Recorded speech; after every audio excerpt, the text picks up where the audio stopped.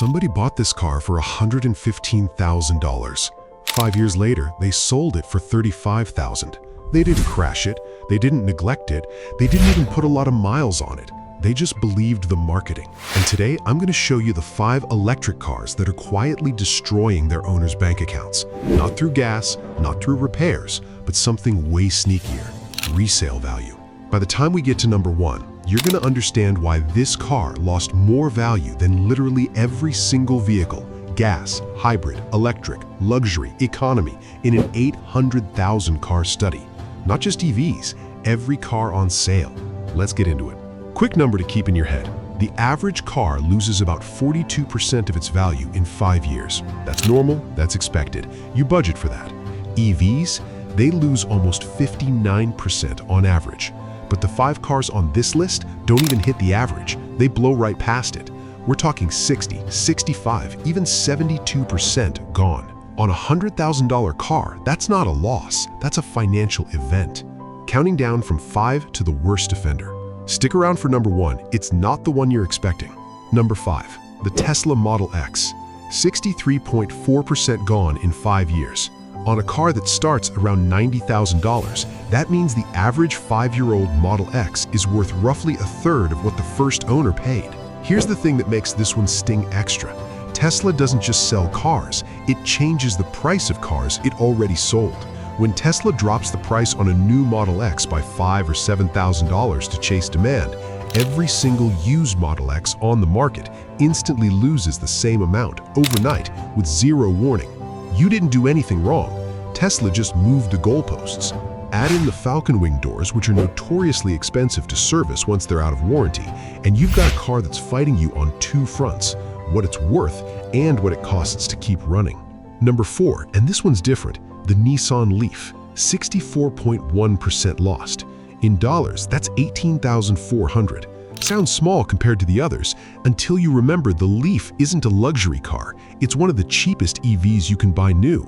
Losing 64% of a $30,000 car might actually hurt more than losing the same percentage off a Bentley, because that $18,000 was a much bigger chunk of what a normal buyer could afford in the first place.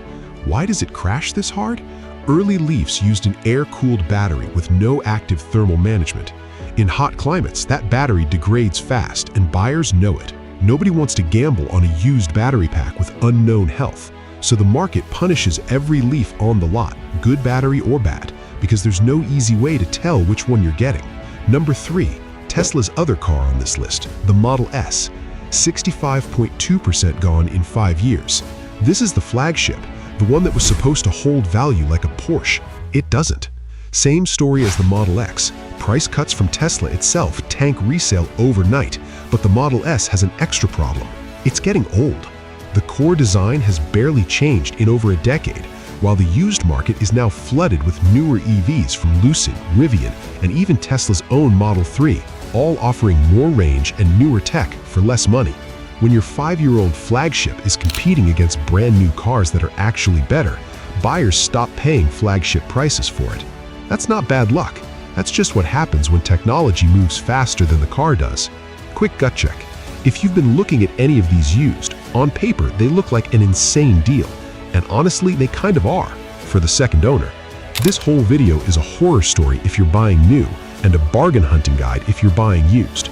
Keep that in mind because it's about to matter a lot for what's coming. Number 2, the Audi e-tron GT. This one starts around $108,000. 5 years later, CarEdge puts the resale value at just over $43,000. That's a 60% loss, and some valuation services put the real-world number even higher, closer to 70% once you factor in aggressive lease deals and dealer discounting. Do the math on that for a second. $65,000 gone in 60 months. That's over $1,000 a month just in value bleeding out of this car while it sits in your garage, before you've spent a single cent on tires, insurance, or electricity. The e-tron GT shares its bones with the Porsche Taycan. The Taycan holds value dramatically better. Same platform, same performance category, completely different resale story. Why? Because buyers pay for badge confidence, not just hardware. Porsche has decades of resale trust. Audi's EV lineup doesn't yet, and the used market does not forgive that gap. Now, Number 1. The Jaguar I-Pace.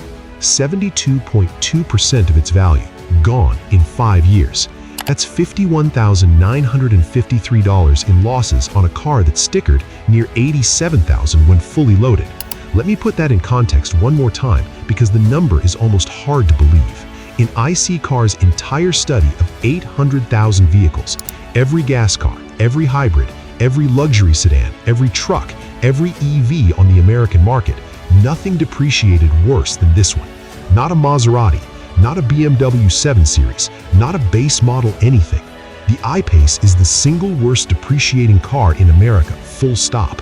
Some I-Paces have sold at auction as little as $16,000, a car that stickered near $87,000 when fully loaded. That's not a used car anymore. That's 18 cents on the dollar. What went wrong? Stack it up. Jaguar's limited dealer and service network scares off buyers who worry about long-term support. There have been battery fire recalls, and Jaguar has been going through a chaotic brand repositioning that's left buyers genuinely unsure if the brand will even look the same in 5 years. Combine nobody trusting the service network with nobody trusting the brand's future, plus an EV competing against a flood of newer, better EVs, and you get the worst depreciation curve of any car sold in America. If you bought one new, I'm sorry. If you're shopping used, that's a different conversation entirely. And at 18 cents on the dollar, some of these might be the best engineered bargains on the used market right now. So here's the pattern across all 5. It's never really about the car being bad. The Model S is still fast. The I-Pace still drives beautifully. The problem is trust. Brand trust, battery trust, and manufacturers who keep changing prices on cars that are already sold.